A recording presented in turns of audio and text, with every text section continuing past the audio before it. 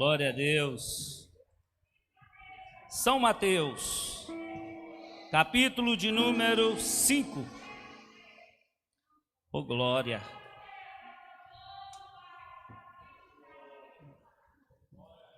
Tem culto infantil para as crianças de 3 a 8 anos lá em cima. E as crianças de 9 a 12 anos também, lá em cima também. Tudo lá em cima hoje. Culto infantil.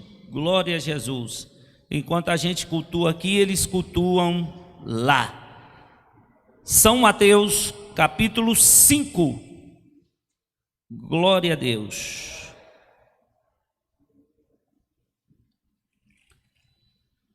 São Mateus, capítulo de número 5, versículo de número 31. São Mateus, capítulo 5, nós estamos no estudo sobre o Sermão do Monte. E hoje nós vamos falar um pouco sobre a questão do divórcio e da oração do Pai Nosso. São Mateus, capítulo de número 5, versículo 31.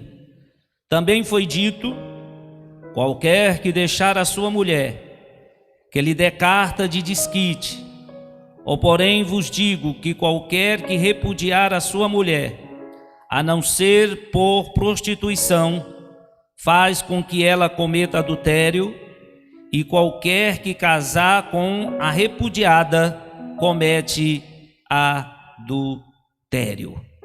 Amém?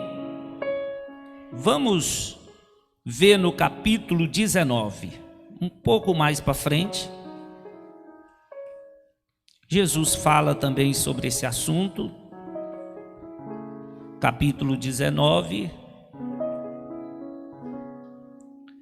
versículo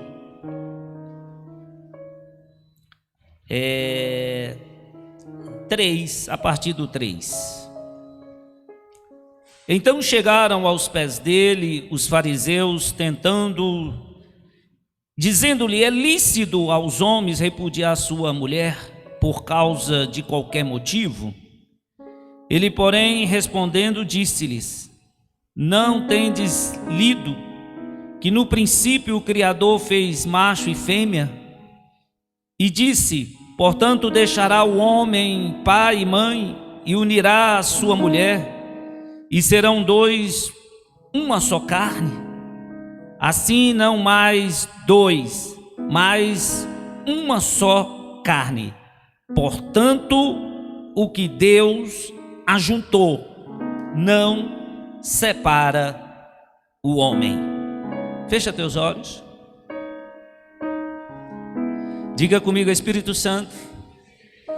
Diga mais alto: Espírito Santo, unge os meus ouvidos, unge meu coração para receber a tua palavra. Não quero ser ouvinte, quero ser praticante. Usa teu servo como ferramenta de bênção para a minha vida, para a minha casa, no nome de Jesus, amém. Glória a Deus. Podeis sentar, por gentileza. Eu gostaria que os irmãos permanecessem sentados, que as pessoas não fossem agora ao banheiro, não tomassem água, mas espere o final desta mensagem. Deus tem algo para o teu coração, para a tua vida, no nome de Jesus. Nós vamos falar hoje de um tema muito polêmico e muito discutido, que é a questão do divórcio. Nós queremos falar dentro de uma perspectiva bíblica, porém é interessante entendermos que existem várias vertentes, vários segmentos que também ensinam sobre esse assunto de tão grande relevância. Irmãos, eu acho interessante, eu já ouvi a missionária Flávia falando sobre isso, eu achei muito interessante. Quando você vai abrir uma empresa, muitos irmãos aqui já abriram e muitos têm uma empresa, um comércio, uma empresa. Você fez um investimento lá E sempre, né, tá aqui o irmão Douglas e a... esqueci o nome, Silvia, né? E eu acho interessante que eles têm um comércio, eles têm um restaurante. E quando vocês decidiram abrir esse restaurante, vocês decidiram abrir para crescer, para melhorar, para abrir outros e a empresa crescer. Foi ou não foi? Foi, Silvia? Eu acho interessante que ninguém que abre um comércio abre com a intenção de falir. Eu vou abrir e daqui 6 meses eu vou falir. Daqui 1 ano eu vou fechar as portas. Não é assim, né, Douglas? Você abre com a intenção de nunca mais fechar as portas, de ir até o final. Esse é o objetivo. E o casamento, irmãos, não é diferente. Ninguém casa para separar. Ninguém casa para daqui 5 anos, 7 anos, você falir com o teu casamento. Não, de jeito nenhum. Então por que o casamento acaba, pastor? Porque as pessoas não conseguem administrar os percalços que aparecem nesta caminhada, nessa jornada. Aparecem muitos percalços, muitos buracos no caminho, muitos obstáculos no caminho. E se você não conseguir administrar esses obstáculos, esses percalços, com certeza o teu casamento vai falir.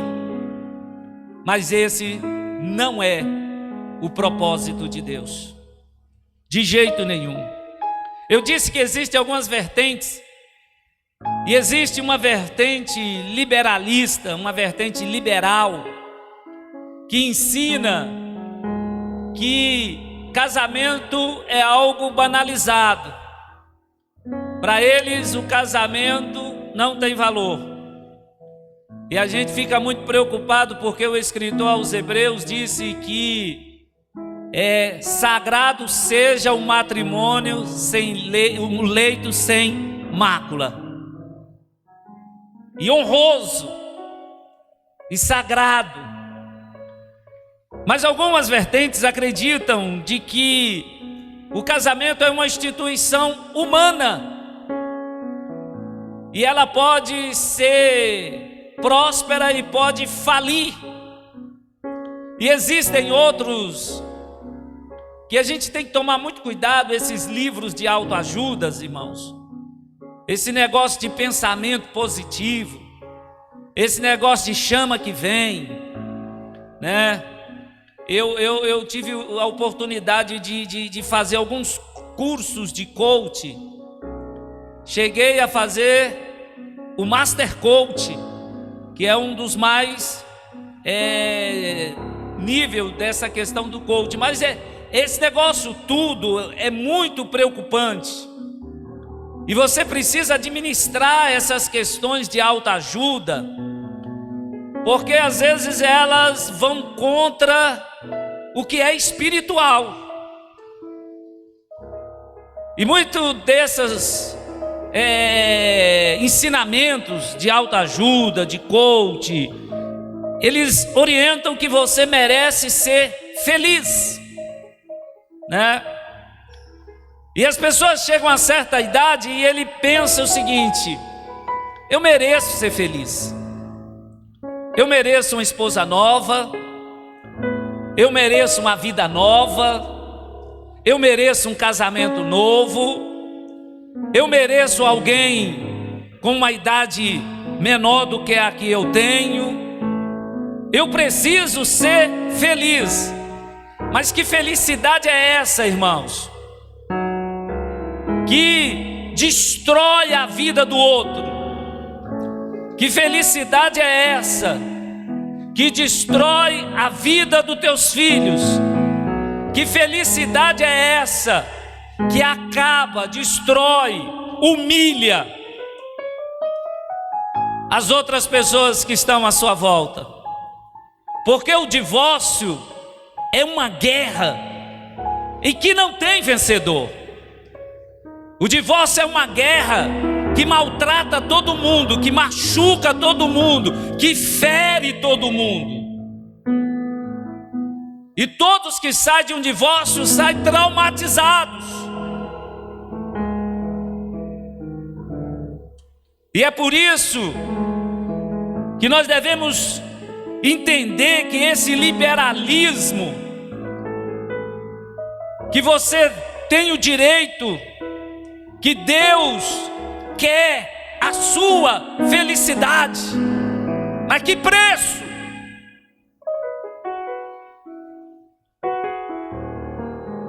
Há um outro segmento, uma outra vertente, que são os radicais, e é tão perigosa quanto a primeira.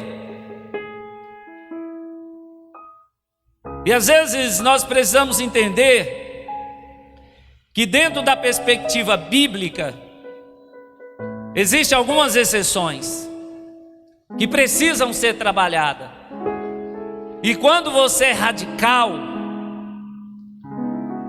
você não entende o sofrimento das pessoas. Eu e a missionária Flávia uma vez estávamos acompanhando um caso de violência doméstica. Irmão, o homem, ele esquentava o ferro, e quando o ferro estava muito quente, ele colocava o ferro em alguma parte do corpo daquela mulher. Ela estava com o corpo todo marcado de ferro.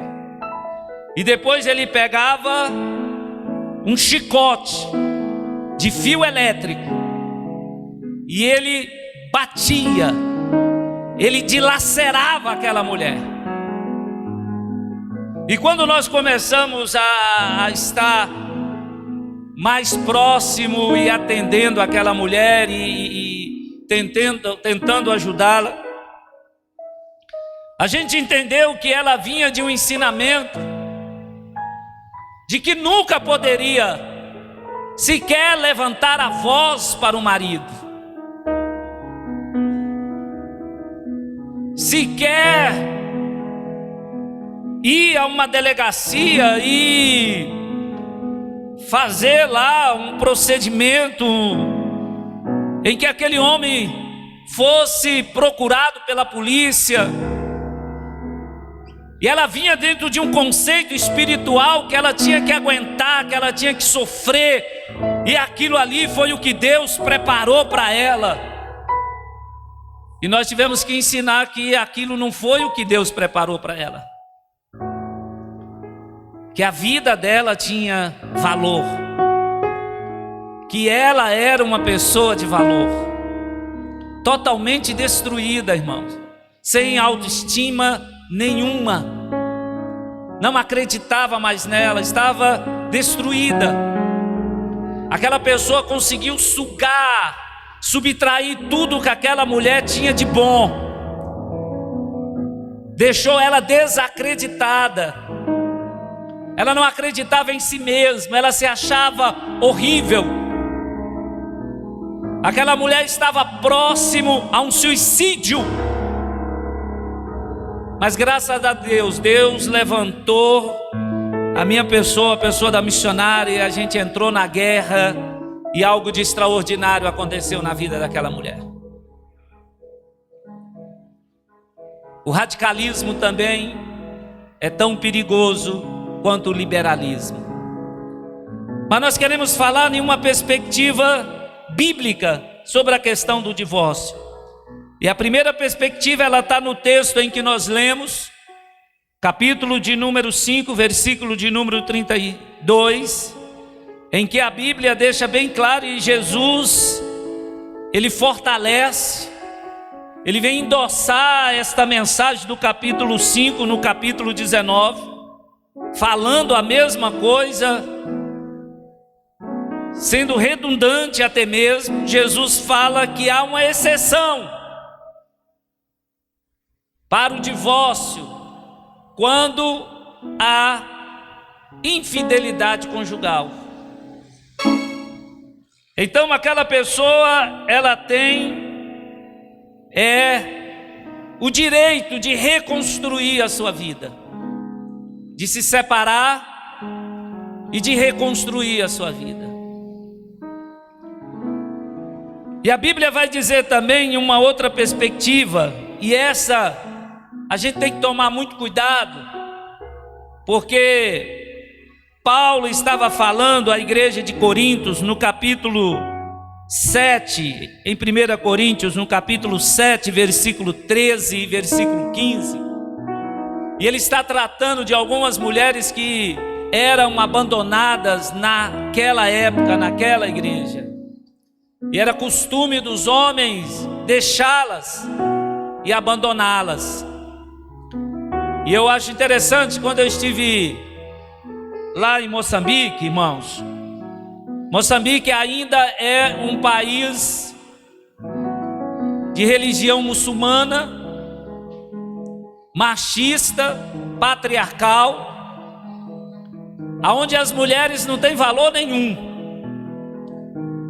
Se o camarada achar que a mulher cozinhou mal, se ele casar com a mulher e ele achar que ela cozinha mal, que ela não consegue cuidar da casa, ele tem o direito de deixá-la ir embora.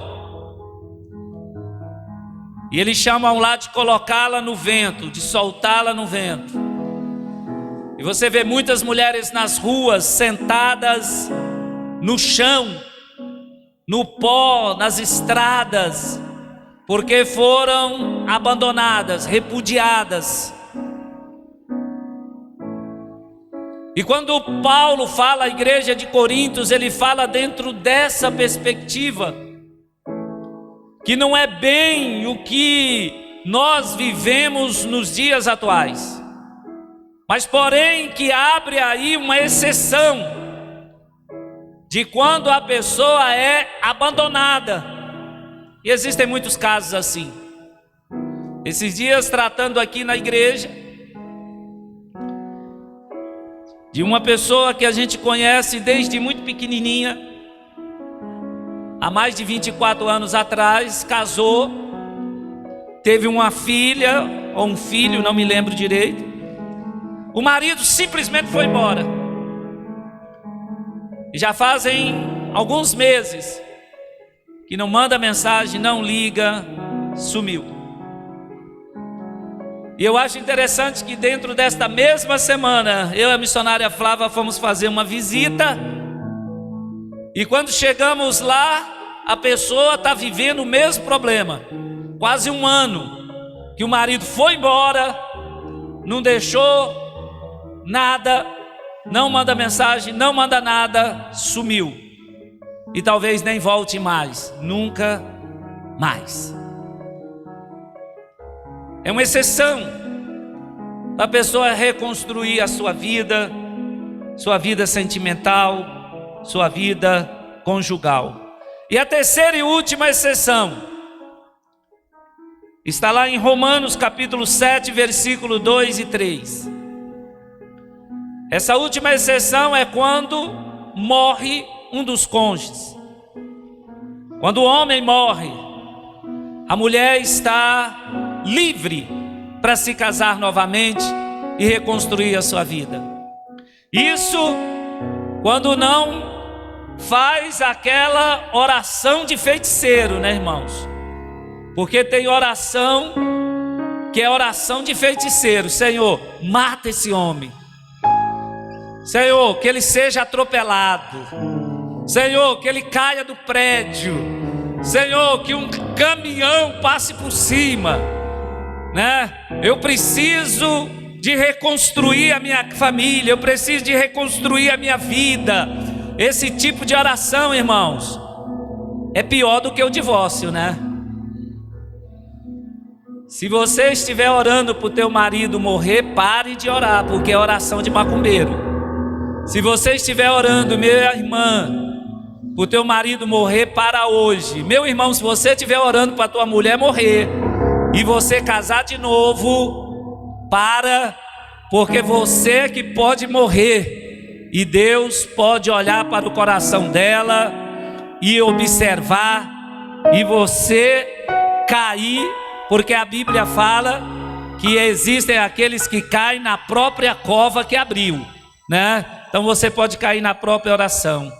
Esse negócio de separar, irmãos, divórcio é coisa do coração dos homens. Deus não criou o divórcio. Repita comigo: Deus não criou o divórcio. Deus criou o casamento. O divórcio é do coração do homem. O divórcio é do coração do homem. Foi Moisés que deu uma carta de divórcio. A Bíblia não vai dizer que Deus deu uma carta de divórcio. Moisés olhou para o coração dos homens, quis proteger as mulheres, porque se hoje as mulheres sofrem em países machista, patriarcal e de domínio muçulmano, imagina no tempo de Moisés, irmãos. Então Moisés deu uma carta de divórcio para proteger as mulheres, mas Deus nunca criou o divórcio. Deus criou o casamento.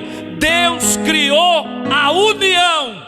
Deus criou o matrimônio e diz: entre todos o mais digno seja o matrimônio, o leito sem mácula. Quem pode dar uma salva de palmas para Jesus?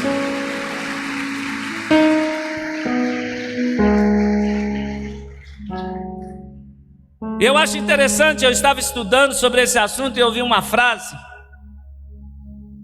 e a pessoa dizia o seguinte, que trocar de mulher e mulher trocar de marido é como você trocar de espelho dentro de casa. Porque quando você olha no espelho, você consegue ver os seus defeitos. Aí você vai e troca de espelho, e vem um espelho novo. Aí você olha de novo, você vai continuar com os mesmos defeitos. A barriguinha, a papada, vai estar tudo lá. As rugas vão estar tudo lá, não muda nada. Então quando você troca de mulheres, que hoje virou moda, o cara enriquece um pouquinho mais, né? Ganha um pouquinho mais de dinheiro. A primeira coisa que ele faz é trocar de mulher.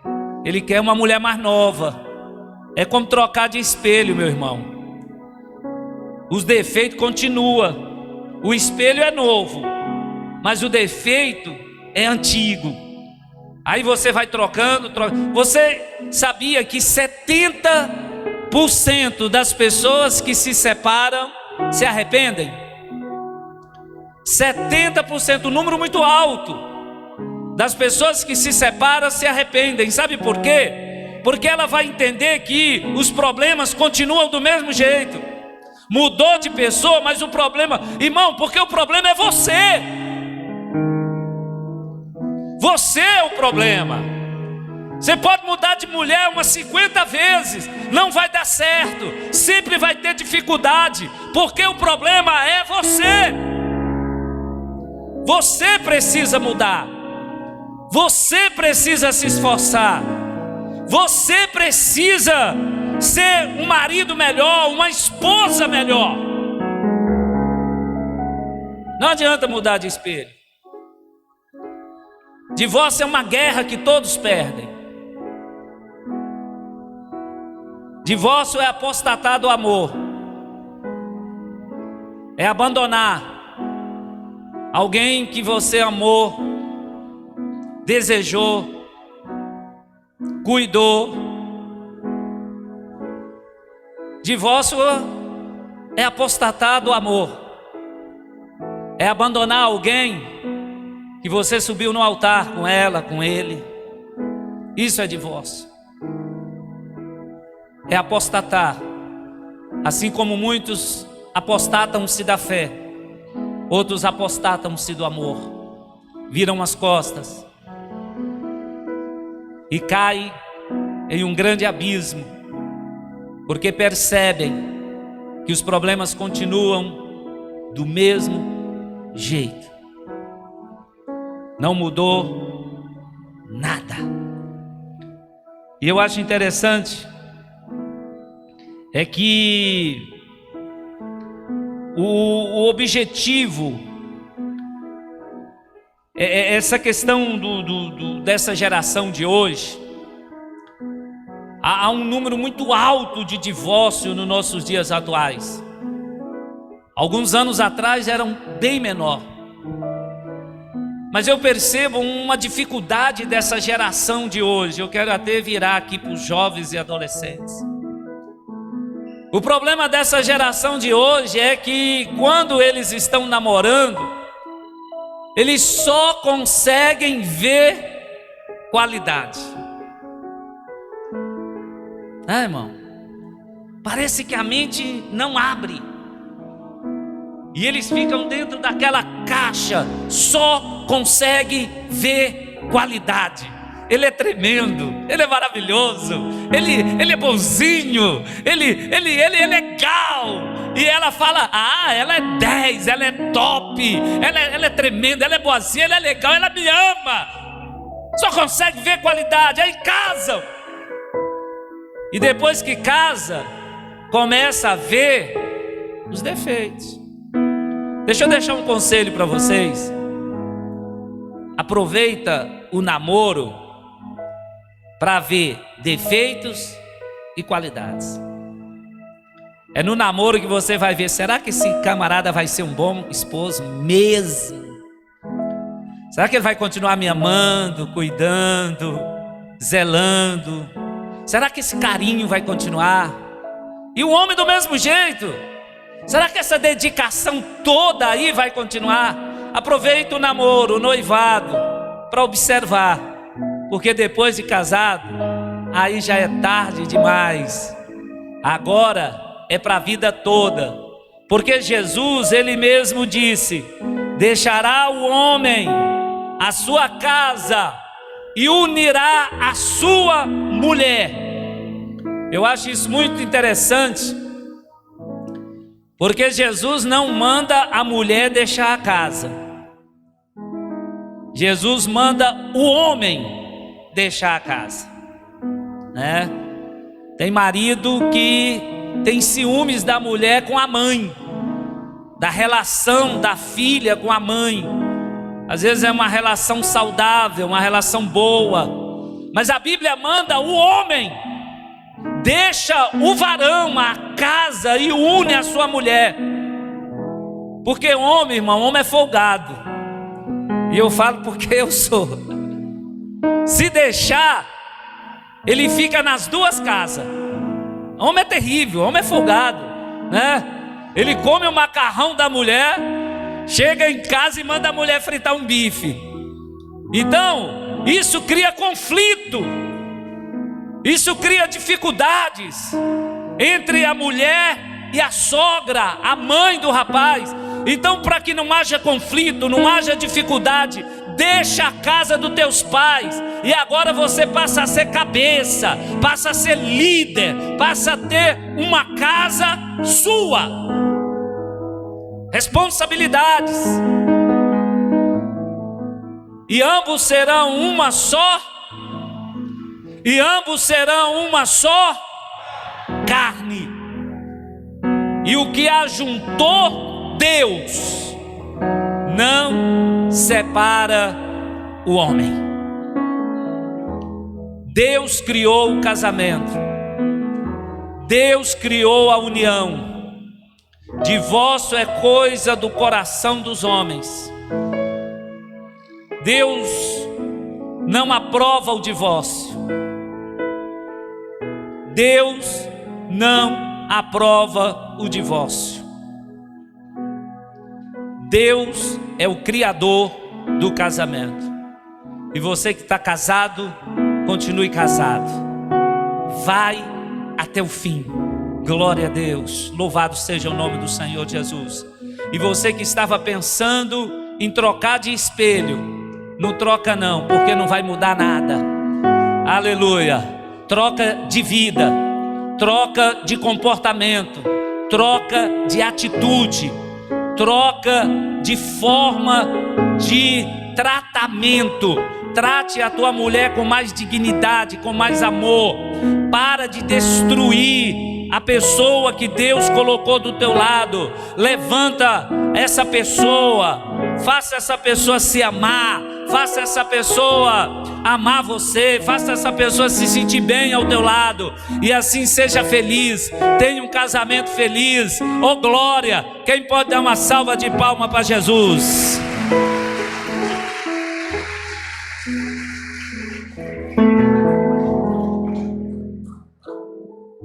Irmão, nós vamos falar agora sobre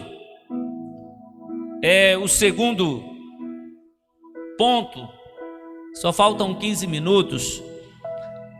E eu quero falar sobre a oração do Pai Nosso. E antes, a Bíblia é tão extraordinária, que até mesmo antes de falar da oração do Pai Nosso, o escritor, ele ensina o que não é oração. E há momento que é mais fácil você aprender com o que não é do que o que é. Alguém entendeu? E nós vamos estudar aqui 3 pontos. O que não é oração, para você sair aqui entendendo sobre oração e orar com mais determinação, com mais vitória, e assim alcançar coisas melhores para a sua vida espiritual. A primeira coisa que eu quero falar que não é oração. Eu vou falar de coisas aqui que não é oração. E a primeira delas que o autor fala, vamos ler? Abre tua Bíblia aí, vamos ler. Mateus capítulo 5.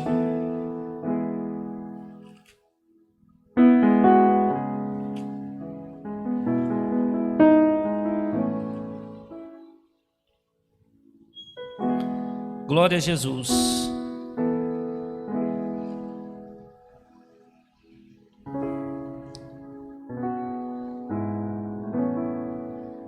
Glória a Deus.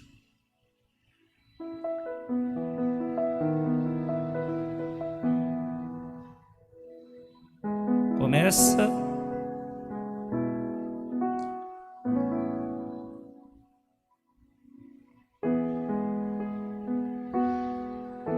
Glória a Jesus.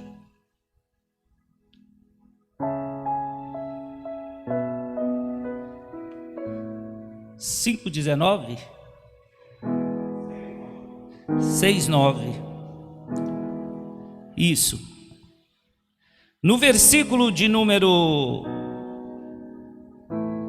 6, versículo 6, capítulo 6, versículo 6, melhor dizendo, está escrito: mas tu, quando orares, entra no teu aposento, fecha a tua porta, ora ao teu pai, que vê que está oculto, e o teu pai que vê o que está oculto te recompensará. Orando não useis de vãs repetições. Irmãos, a primeira coisa que nós queremos falar é sobre a questão, olha para mim aqui, é sobre a questão da repetições. Oração não é uma reza.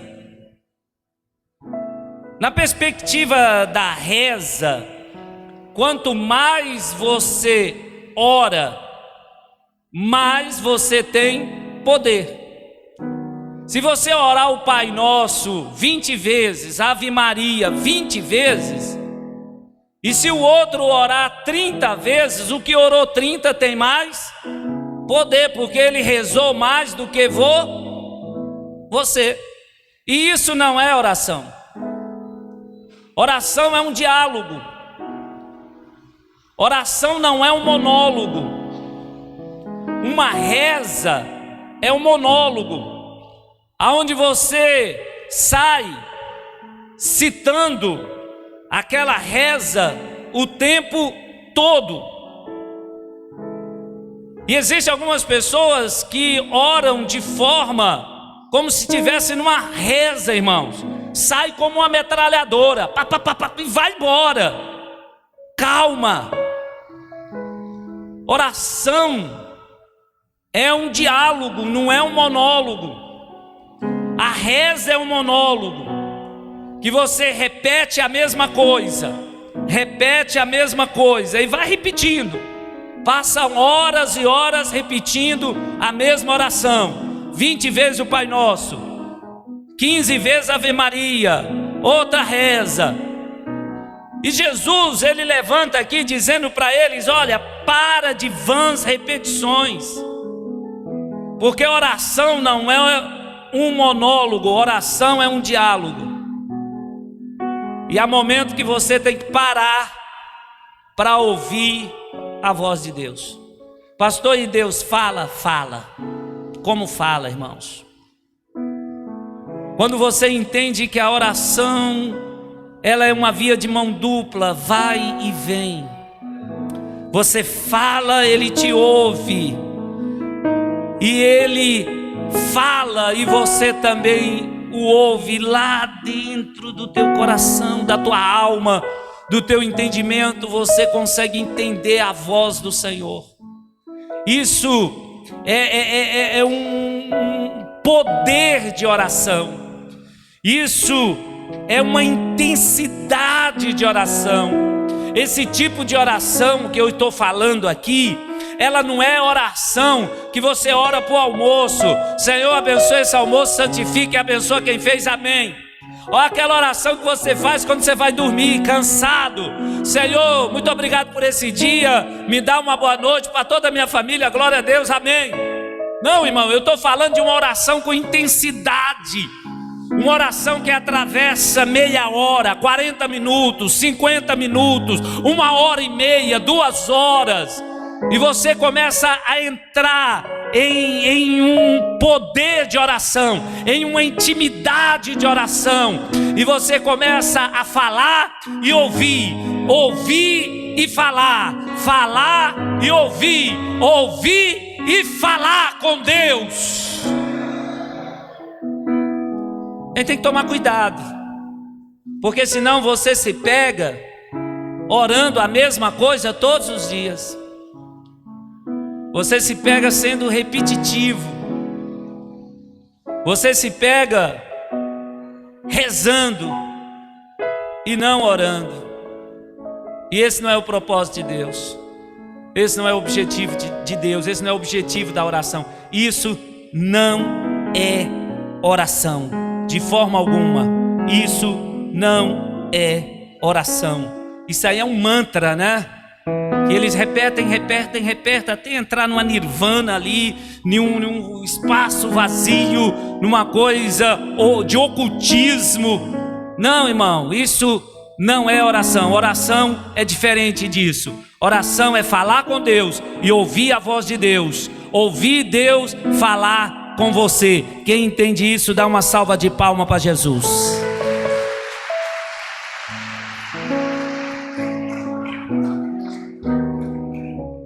Segunda coisa que não é oração, é a oração com ritual.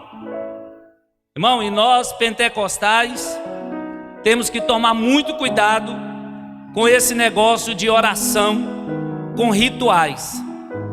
Deixa de ser oração e passa a ser um ritual.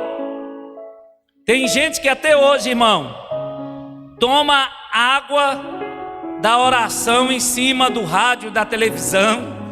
Hoje ninguém mais tem rádio, né? Mas coloca em cima da televisão, pega o copo d'água. Pastor, o senhor contra isso? Essa oração é um rito. Porque se você fizer isso dentro de um mistério, uma vez, Deus mandou, o Espírito Santo foi lá, mas todos os dias, irmãos, isso deixou de ser oração e virou um ritual. virou já algo na tua vida. Isso não é oração. Você precisa disso às vezes para receber a bênção de Deus, mas você não entende que a bênção de Deus vem através da sua comunhão com Deus, e não de um copo de água que alguém orou no programa, que alguém orou na televisão e você colocou o copo de água e bebeu. Deixa eu te explicar, eu não estou dizendo que você está pecando, eu só estou dizendo que você não está orando. Isso aí é um ritual, e você precisa mudar isso. Existe uma água muito maior do que essa água que está no copo, que é a água do rio de Deus, que vem do trono de Deus, aleluia, que cura nossas feridas, que sara, que limpa e que restaura e que sacia a nossa sede. Essa água tem nome, essa água é Jesus. Quem vai fazer o milagre da tua vida não é um copo de água. Quem vai fazer o milagre da tua vida é Jesus. Ele que cura, Ele que salva, Ele que restaura, é Ele que muda a nossa história.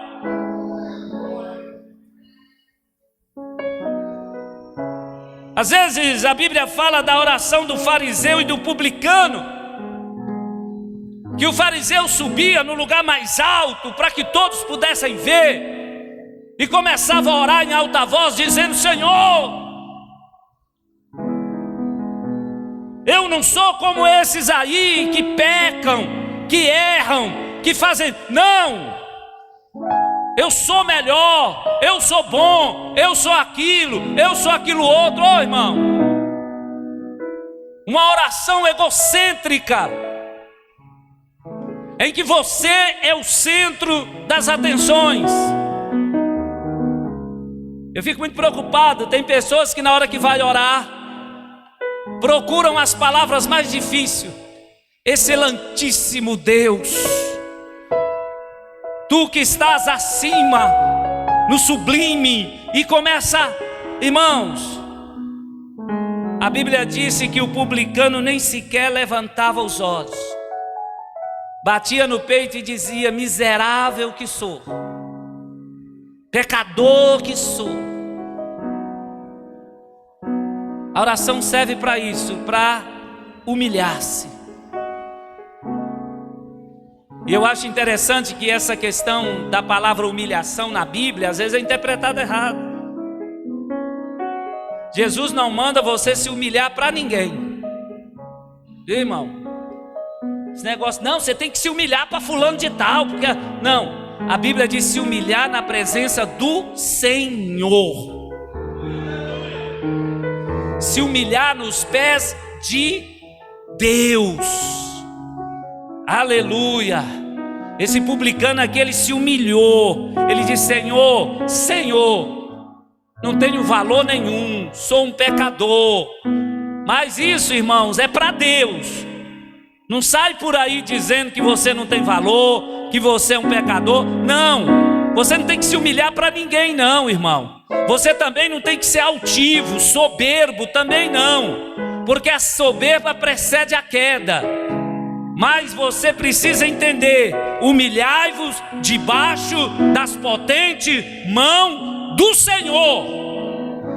Se você tiver que se humilhar, se humilhe para Deus, se humilhe para o Senhor, porque Ele te exaltará. Porque se você se humilhar para os homens, sabe o que eles vão fazer com você? Isso aqui, ó. É ou não é? Ou estou errado? Mas quando você se humilha para Deus, Ele te exalta, Ele te honra. Ele olha lá de cima e fala: eu vou fazer a diferença na vida dela, eu vou fazer a diferença na vida dele. Quem entendeu, dá uma salva de palmas para Jesus.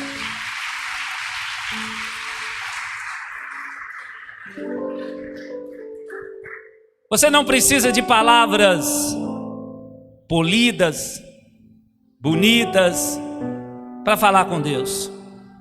Você precisa de um coração quebrantado, de uma alma quebrantada, e Ele vai ouvir a tua oração. Por último, e esse aqui eu acho muito interessante, que é a oração da manipulação. Irmão, nós somos uns seres que sempre estamos querendo manipular alguma coisa. Mulher, então, né? Mulher, ela tem mais dom para manipular do que homem. Tem mais facilidade. Quando você menos percebe, ela já está manipulando, já está. Mas homem também manipula também, né? Mas mulher manipula mais.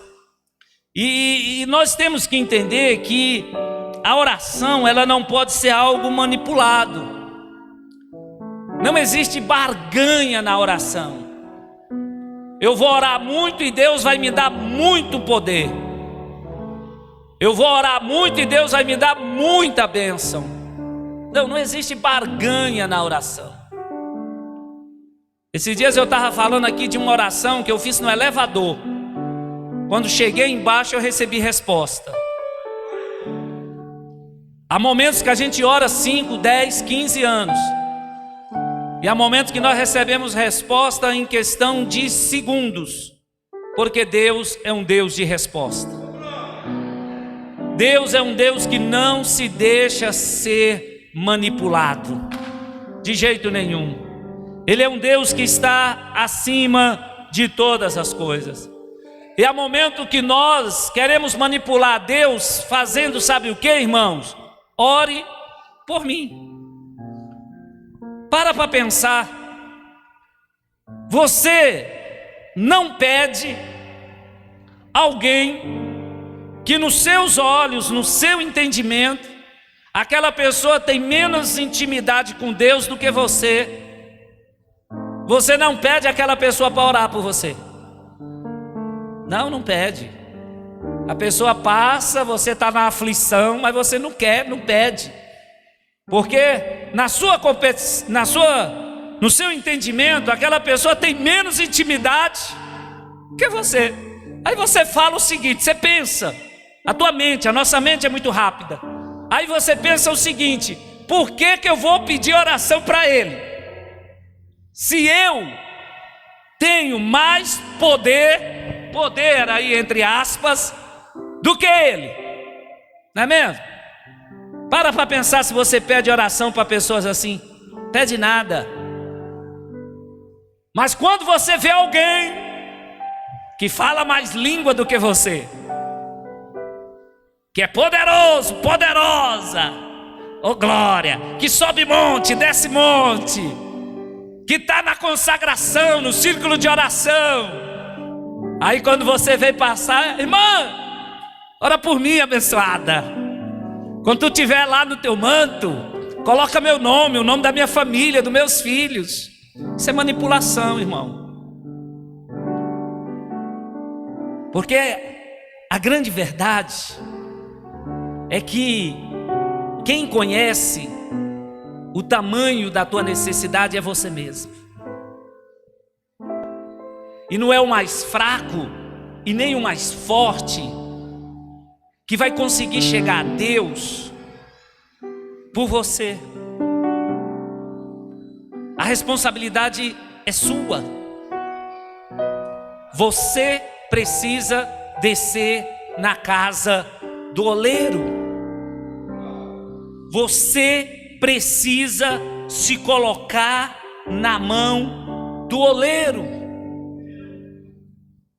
e clamar ao Senhor e receber respostas de Deus na sua vida. A terceira e última que eu quero falar aqui é sobre a oração de colocar Deus na parede. Senhor, se o Senhor não abrir essa porta, eu também não vou mais dizimar. Senhor, se o Senhor não fizer isso, eu também não vou mais cantar lá na frente. Senhor, se o Senhor não fizer isso, eu não vou mais cooperar na tua obra. Senhor, se o Senhor não fizer isso, eu vou pendurar meu ministério. Irmão, essa oração de colocar Deus na parede é uma oração perigosa, porque Deus é Deus, e ninguém coloca Deus na parede, porque Deus é Senhor e nós somos barro, Ele é o oleiro e nós somos o vaso. Eu acho interessante que Paulo escreveu em Atos, abre a tua Bíblia aí, Atos dos Apóstolos.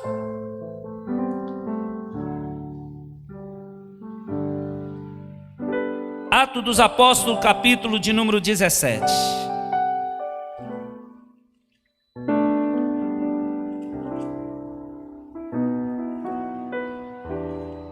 Atos dos Apóstolos, capítulo de número 17, versículo 24.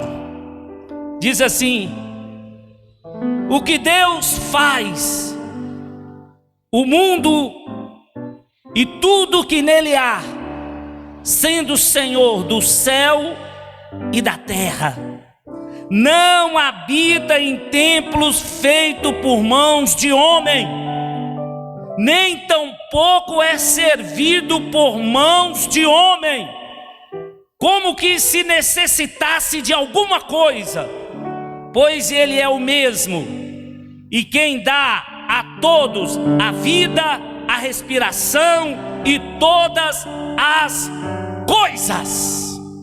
Oh glória! E Isaías vai dizer que Ele é o oleiro e que você é o vaso. Isaías 29, versículo 16 vai dizer que Ele é o dono do barro e você não passa de barro. Então, quando orar, não coloque Deus na parede. Diga: Senhor, que a tua vontade seja feita no céu e na terra. Oh glória! Se a tua vontade está em que eu seja abençoado, glória a Deus. Mas se a tua vontade está em que a luta continue, em que a prova continue, eu vou continuar dando glória a Deus. Amém? Dá uma salva de palmas para Jesus.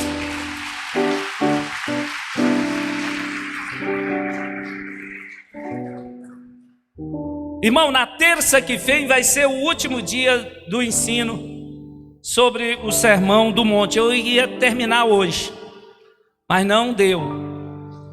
A gente precisa falar sobre a oração do Pai Nosso. Lindo demais. Deus me deu aqui umas revelações muito fortes sobre a oração do Pai Nosso. Uma delas é que não há ex-filho. E é muito sério esse negócio. Se você é filho para sempre. Coisas muito sérias aqui na oração do Pai Nosso, nós vamos estar falando na terça-feira que vem, tá bom, irmãos? Já são 9h, 9h30, nós vamos dar os avisos, mas porém, abaixe sua cabeça, eu quero orar por você. Eu quero orar pela sua família, pelo seu casamento. Baixe a sua cabeça. Senhor meu Deus, eu quero orar pelos meus irmãos, com todo o meu coração e a minha alma. Eu quero orar pelos meus irmãos. Eu quero pedir a tua bênção sobre o sagrado matrimônio, sobre a vida desse homem e dessa mulher que foram unidos pela bênção de Deus e que se tornaram uma só carne. Eu sei que os teus filhos enfrentam muitos percalços, muitas barreiras, muitas dificuldades, mas permanecem juntos, unidos, crescendo, aprendendo um com o outro. Eu abençoo esse casamento, eu abençoo esta vida conjugal. O mundo aí fora, Senhor, aceita o divórcio. Nós repudiamos o divórcio, porque o divórcio não foi feito pelo Senhor, foi feito pelos homens. Eu abençoo esse casamento, eu abençoo esse matrimônio, eu abençoo esta vida. Eu abençoo a família dos teus filhos que se encontram aqui. Eu abençoo, Senhor, a casa, a vida espiritual. Eu abençoo cada um dos teus servos que atravessaram essas portas. Que eles sejam agora abençoados, fortalecidos, enriquecidos na bênção do teu poder, no nome de Jesus. Amém. Glória a Deus. Aplauda ao Senhor.